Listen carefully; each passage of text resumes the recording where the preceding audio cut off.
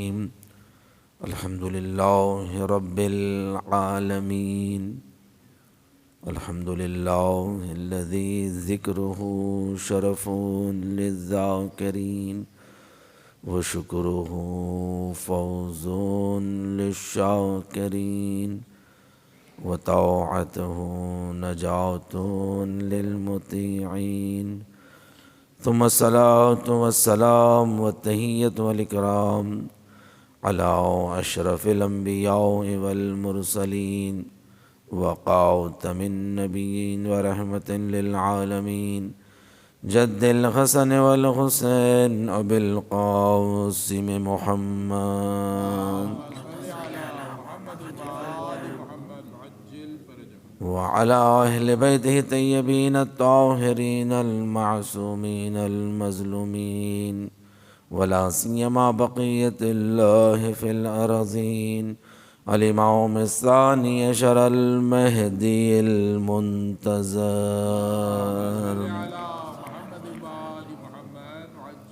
ولعنة الله على أعدائهم أجمعين من الآن إلى قيام يوم الدين أما بعد فقد قال الله تبارك وتعالى في محكم كتاب المجيد وفرقان الحميد وقوله الحق بسم الله الرحمن الرحيم يا أيها الذين آمنوا اتقوا الله وكونوا مع الصادقين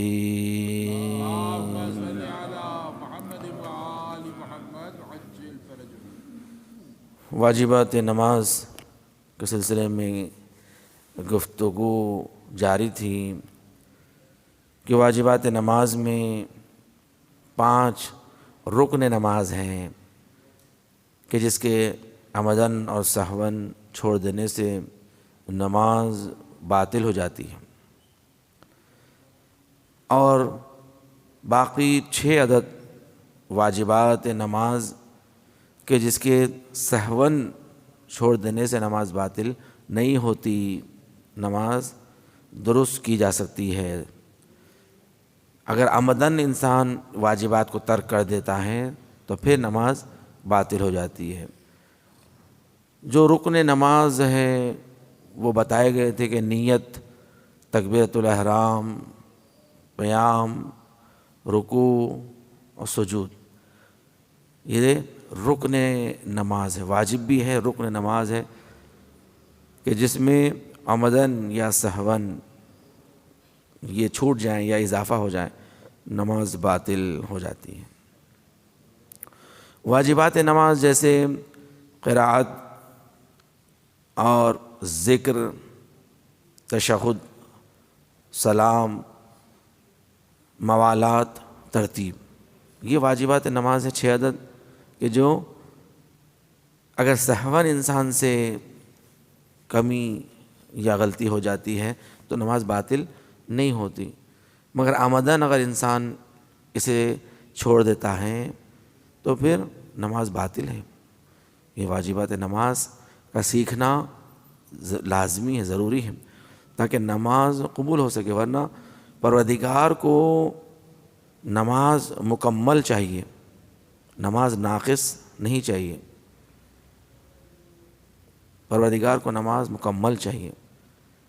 تو اس لیے ہر مسلمان پر فرض ہے کہ وہ نماز کو سیکھے کہ نماز کیسی پڑھی جاتی ہے، اس لیے کہ نماز واجب ہے، ہر مسلمان پر نماز واجب ہے کہ مسلمان نماز ادا کریں، ورنہ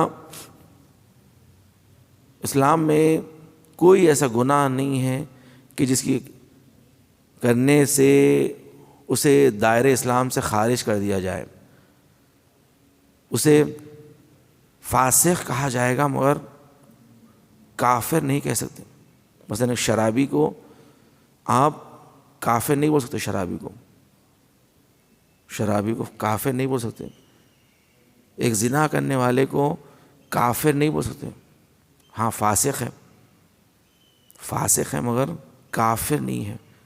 مگر بے نمازی کو کافر کہا گیا ہے، بے نمازی کو کافر کہا گیا کہ جو نماز نہیں پڑھتا جو نماز ادا نہیں کرتا کافر ہے. یعنی حد جو مرز کہتے ہیں نا، جو حد فاصل ہے ایمان اور کفر کے درمیان، وہ نماز کو قرار دیا گیا ہے.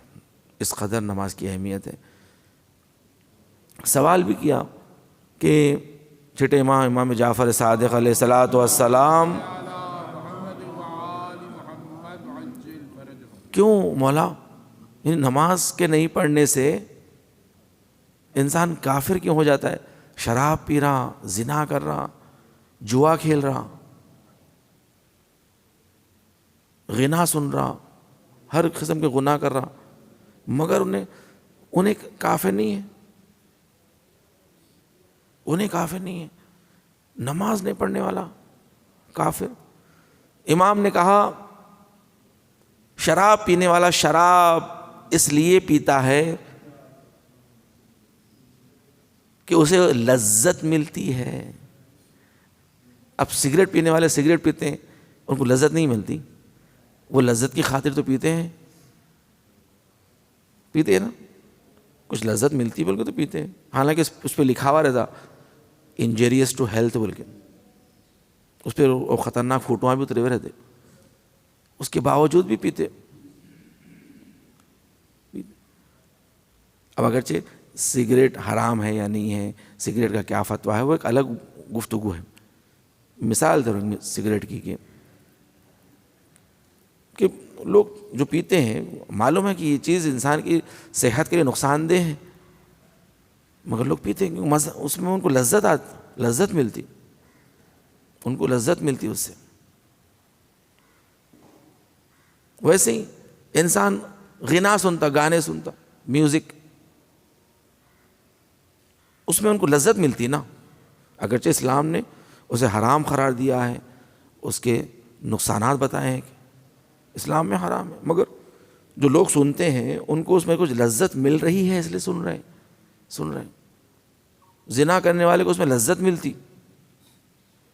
ملتی بلکہ وہ گناہ میں مبتلا ہوتے ہیں. ہر گناہ میں کوئی نہ کوئی لذت ہے، اس لیے وہ کرتا ہے، اس لیے وہ گناہ میں کرتا ہے. نماز نہیں پڑھنے میں، ادا نہیں کرنے میں کوئی لذت نہیں ہے، کوئی لذت نہیں ہے. مثلا نماز کو چھوڑنے میں کوئی لذت ہے. آپ پوچھیے جو نماز نہیں پڑھتے، جو نماز ادا نہیں کرتے، آپ کو کتنا مزہ آیا. مثلا آپ نماز پڑھ لی، آپ ماشاءاللہ سے فجر کی نماز پڑھے، نیند چھوڑے کے آئے، نیند آ رہی تھی، سردیوں میں نیند بہت اچھی آتی، بہت گہری نیند آتی، مگر آپ نیند بستر چھوڑ کے آئے، نماز پڑھے، وہ بھی ٹھنڈے ٹھنڈے پانی سے وضو کرے. آپ اتنی تکلیفیں اٹھائیں، دوسرے نہیں اٹھائے، جو آرام سے سو رہے تھے. ان سے پوچھیے آپ نماز نہیں پڑھے، لذت چلی فجر میں، وہ بولتے کہ ہاں بھائی ہمارے کو بہت مزہ آیا سونے میں، بہت اچھا دکھا، صبح کی نیند بہت اچھی دکھی. اچھا چلیے دوپہر میں پوچھ لیجیے، ظہرین کی نماز میں تو سو بھی پھرتے رہتا نا باہر، سب کو کام رہتا، کوئی سوتا نہیں وہ ٹائم پہ. یا مغربین کے ٹائم پہ آپ جو لوگ نہیں پڑھتے نماز، ان سے پوچھیے بھائی ہم لوگ نماز پڑھ کے آ رہی، آپ لوگ باہر نماز نہیں پڑھے، آپ لوگوں کو کتنا مزہ آیا، کتنا مزہ آیا. بولتے کہ کچھ بھی نہیں، کیا مزہ آئے. امام نے کہا اس لیے کہ نماز کو چھوڑا جا رہا ہے، چھوڑنے والا کسی لذت کو بھی حاصل نہیں کر رہا سوائے اس کے کہ وہ خدا کو خدا نہیں جانتا، خدا کو سجدے کے لائق نہیں سمجھتا. دیکھیے یعنی اس کا رزلٹ یہ نکلتا، کیونکہ شراب پینے والا اگر شراب پی رہا تو اس کو کچھ مل رہا، لذت مل رہی ہے اس کو، مگر نماز نہیں پڑھنے والے کو کچھ مل رہا اس کو کچھ بھی نہیں مل رہا سوائے اس کے کہ انہیں خدا کو سجدے کے لائق نہیں سمجھ رہا ہے، یعنی خدا کو اپنا خالق نہیں سمجھ رہا ہے. اس لیے اسے کفر کی حد کہا گیا ہے. جو نماز نہیں پڑھتا وہ کافر. کافر ہیں. اس قدر مذمت ہے کہ ایک شخص پیغمبر اکرم محمد مصطفیٰ صلی اللہ علیہ وآلہ وسلم کی خدمت میں آ کر اپنی پریشانیوں کی شکایت کر رہا تھا. رسول اللہ میں پریشان ہوں، مشکلات میں گرفتار ہوں، کوئی رزق کا ذریعے نہیں ہے. تو پیغمبر نے فرمایا نماز پابندی سے پڑھا کر. اس نے کہا رسول اللہ میں نماز پڑھتا ہوں، پابندی سے نماز پڑھتا ہوں. کہا تیرے گھر والوں کو حکم دے کہ نماز پابندی سے پڑھیں. اس نے کہا میرے گھر والے بھی نماز پابندی سے پڑھتے، صبح نماز پڑھتے. ہمارے گھر میں صبح نمازی ہے، کوئی بے نمازی نہیں ہے. کیونکہ بے نمازی کا ہونا یہ نحوست ہے. دیکھیے لوگ انسان پوچھتے ہیں نحوست آج نیک ہے یا نحس ہے. وہ نکاحوں کے لیے پوچھتے قبلہ، یہ تاریخوں میں ذرا دیکھ کے بولیے. منجے ہیں، سانچا کہتے، ولیمہ ہے. چلو بھائی بہت سے بہت نکاح کے لیے نیک و بد دیکھنا الگ بات ہے. اب تو منجوں سانچک میں بھی نیک و بد دیکھا جا رہا، منجوں سانچک میں بھی نیک و بد دیکھا جا رہا. یہ حالت ہو گئی، نیک ہے نہیں ہے. گھر میں بے نمازی ہے، یہ ایک نحوست ہے. اس کو پہلے نکالو، اس کو نکالو پہلے. یہ تاریخوں میں سے کیا نحوست ڈھونڈ رہے ہو؟ اپنے گھر میں نحوست ڈھونڈو، اپنے اطراف نحوستوں کو ڈھونڈو. اس سے بچو، اس سے بچو، اس سے بچو.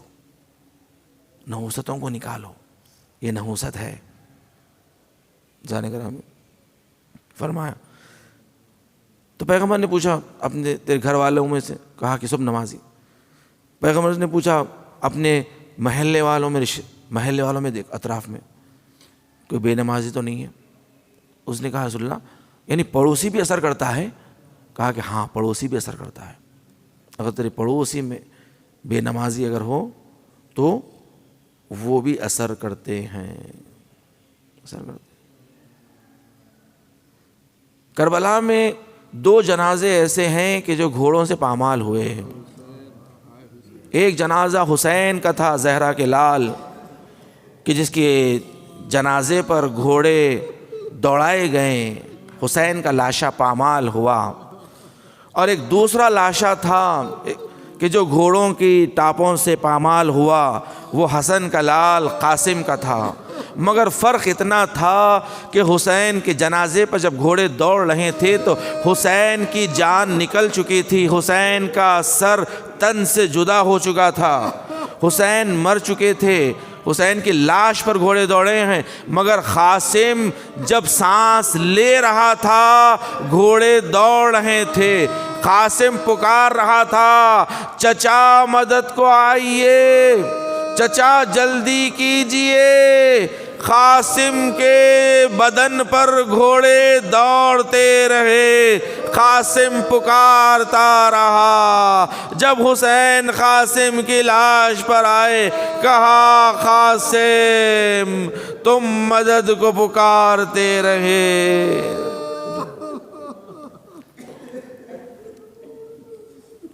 الا لعنۃ اللہ علی قوم الظالمین وسیعلم الذین ظلموا ای منقلب ینقلبون. با اللہ پروردگار ہم سے ذکر کو قبول فرما، ہمیں کوئی غم نہ دے سوائے غم حسین کے.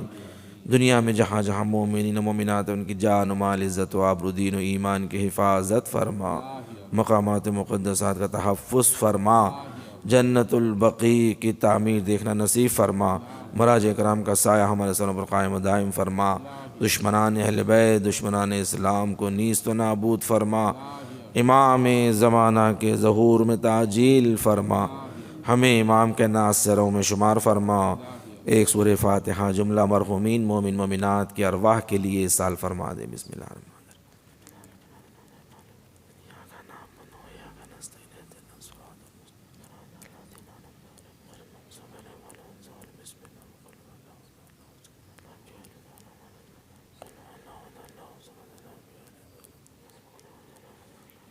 ربنا تقبل منا انك انت السميع العليم بجاه محمد وآله الطاهرين. حسین